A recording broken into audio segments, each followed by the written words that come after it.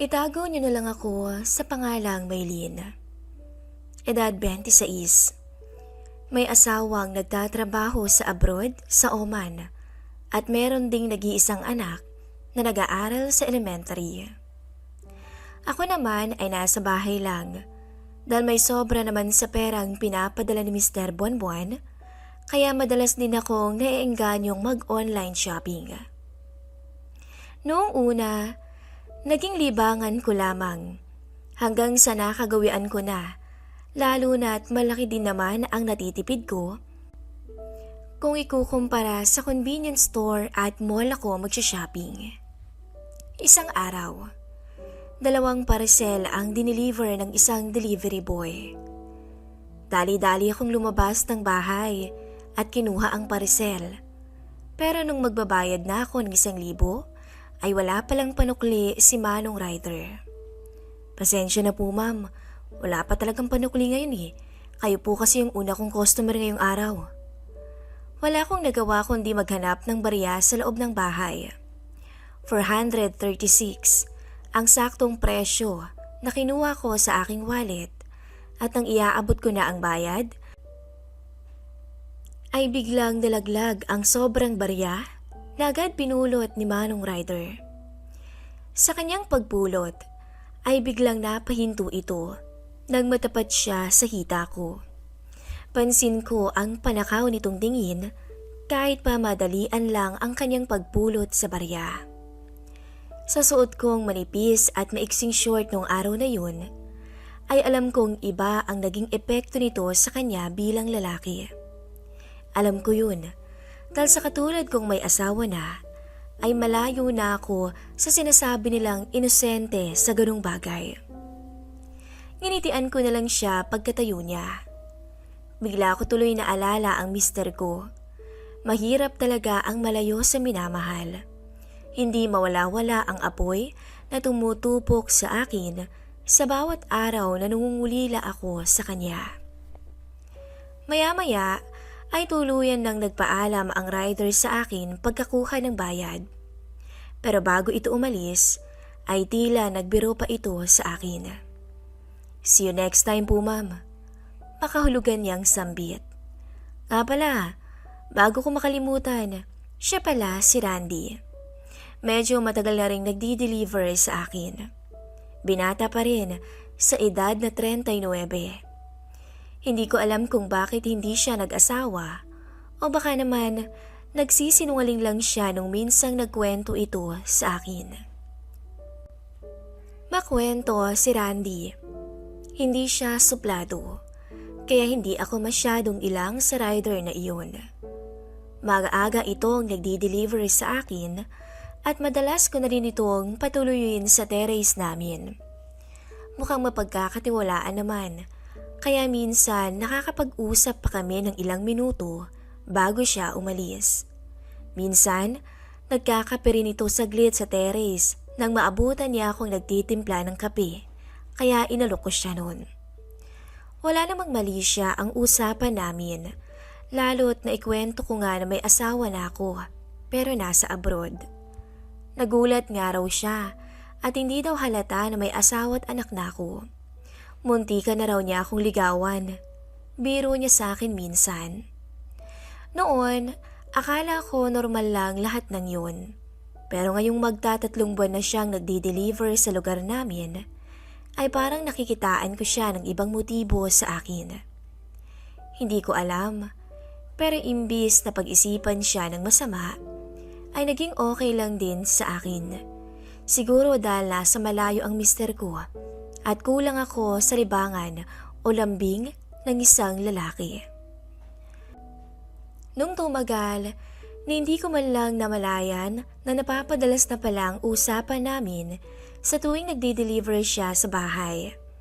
Hanggang sa naging casual na rin ang usapan naming dalawa. Minsan ko na rin naikwento si Kuya Ryder sa asawa ko. Sinabi ko dito na pala kaibigan yung tao. Akala ko nga magagalit si mister, pero wala namang nagbago sa mood niya. Pero minsan, napapansin ng asawa ko na napapangiti ako nang minsang mabanggit ko sa kanya na parang type ako ni Kuya Ryder. Kahit biro lang ay medyo kinabahan ako dahil baka mag-isip ng kung ano ang asawa ko. Pero nang minsang magkausap ulit kami sa video call, habang sinusukat ko kung tama ba ang nabili kong bed mattress, ay may nabanggit itong labis kong kinagulat. Huwag kang magsabi ng ganyan, Han. Hindi magandang biro yan. Mabilis kong sambit dahil para bang uminit bigla ang puno ng tenga ko sa nasabi nito. Akala ko hihinto siya agad pero natawa lamang ito. Wala naman ako masamang ibig sabihin, Han. Gumagana lang talaga siguro ang imahinasyon ko ngayong araw kaya naisip ko bigla. Bakit naman sa dinami-dami ng maiisip mo? Ang delivery rider pa ng mga parcel. Mas lalo tuloy itong natawa sa naging reaksyon ko. Kasi siya lang naman ang lalaking pumupunta dyan sa bahay at nakakausap mo palagi. Munti ko nang simangutan ang asawa ko. Pero pinigilan ko na lamang dahil alam kong normal lang naman sa mga lalaki ang mga ganong kalukuhan. Hindi pa pwedeng pumili ka ng medyo bata at may itsurahan. Grabe ka. Sabay biro ko na rin. Akala ko doon na matatapos ang biruan namin hanggang sa muli siyang nagsalita. Subukan mo kayo magsuot ng sexy minsan, Han. Tapos tumambay ka sa terrace habang nag-aantay ng parcel mo. Tingnan natin kung anong magiging reaksyon niya. Iniisip ko pa lang ang binabalak nito. Kinikilabutan na ako.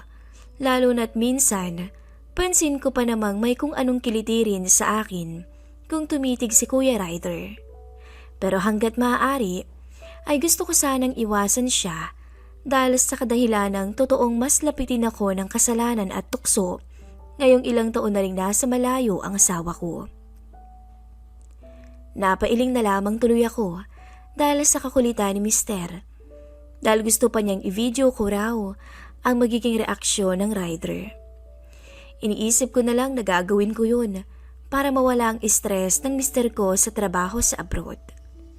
Isang araw, sinadya ko pa namang magsuot ng hapit at maiksing short na may kasamang fit, v-neck, t-shirt kaya mas napaganda ang figura ng katawan ko. Mga 30 minutos rin ako nag-antay hanggang sa dumating ang delivery rider. Good morning, ma'am. Ang ganda niyo ngayon ah. Ganon na lamang ang gulat ko nang marinig ang boses sa aking likuran. Akala ko magagawa ko siyang harapin sa normal na paraan. Pero nang mapansin ko kung paano niya ako tignan, ay mabilis akong napaiwas ng tingin. May parcel ba ako ngayon? Pakunwari ko pang tanong. Mayroon ma'am. Pero, bago ko itibigay sa'yo, Maylene. Bakit naman ganyan ang suot mo? Baka makalimot ako niyan eh. Makahulugan itong sambit. Trip ko lang no. Mainit kasi, pero bagay naman diba? Sabi ko. Pinagmasdan kong mabuti si Randy. At parang hindi ito mapakali nang ihatid dito ang parcel ko sa terrace. Bagay na bagay sa inyo ma'am. Nagmukha kang single at dalagang-dalaga. Bola pa nito. Ganun ba? O sige, babayaran ko ng parcel para di ka na may storbo sa trabaho mo. At pumihit na ako papalakad palayo sa kanya. Ngunit bago ko pa man magawa ang bagay na iyon, ay bigla ko nitong hinawakan sa kamay. Napatigil ako roon at biglang nagtama ang mga mata naming dalawa. Hindi ko alam kung bakit ako napangiti. Nagkaroon tuloy siya ng lakas ng loob ng oras na yun nang hatakin ako nito papalapit sa kanya. Sobrang kinabahan ako ng mga oras na yun at makatuluyan akong mawala sa sarili at hindi nga ako nagkamali dahil ni isang pagtutol ay hindi ko na nagawa pa. Hindi niya ako binigyan ng pagkakataong makatakas ng oras na yun. Kaya naman wala akong nagawa kundi tugunan na lang din ang uhaw na naiipon o naipon na sa ilang taong wala ang mister ko sa aking tabi. Oo, aaminin ko. Hindi ito ang napag-usapan namin ng mister ko. Lumagpas ako sa usapan at maging sa limitasyon ko bilang babaeng may asawa na. Pero ano pa bang magagawa ng isang katulad ko sa sitwasyong mahirap nang iwasan. Nang marating namin ang kwarto naming mag-asawa, ay wala itong sinayang na sandali at agad niya akong dinala sa kama. Namalayan ko na lang ang mga suot kong unti-unti nang bumabagsak sa sahig. May asawa at anak na ako, Randy. Yun lamang ang nasabi ko sa kanya para mabawasan ang konsensya ko, pero ang totoo ay desidido na rin naman akong magkasala ng mga oras na iyon. At sa puntong yun, dala ng aking pagiging mahina dahil sa pangungulila kay Mister, ay tuluyan kong hinayaan si Randy na magsilbing asawa ko sa mismong kama namin ng mister ko. Hindi ko lubos akalain na magagawa ko ang bagay na yun, ang magkasala sa aking mister. Namalayan ko na lang ang sarili kong kusang napayakap na lang kay Randy. Halos ayaw nang magpaawat dito sa nakaw naming sandali. At kahit marami pa itong parcel na i-deliver, ay mas inuna niya akong pagkaabalahan ng araw na iyon. Matapos ang namagitan sa amin, ay labis naman akong nagsisi.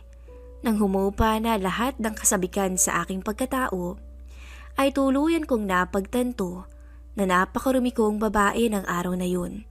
Kaya medyo napaluha pa ako sa harap ni Randy. Pasensya na ma'am, nadala lang din siguro ko kaya. Ako naman ang umiling sa harapan nito para pangaralan siya. Kahit alam kong may kasalanan din naman ako sa nangyari. Mali pa rin. Nagkamali tayo. Nagkamali ako. Sana'y hindi ito makarinig o makarating sa iba. Mangako ka, Randy. Paninigurado ko.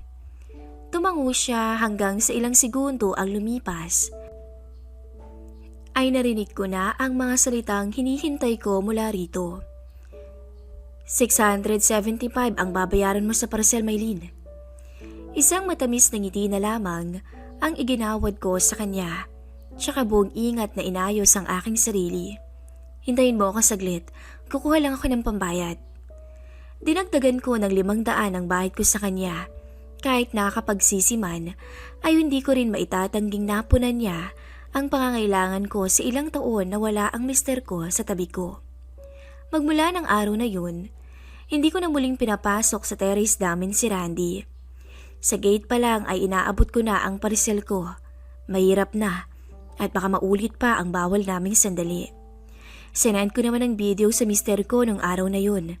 Pero hanggang dun lang sa reaksyon ng rider sa aking suot.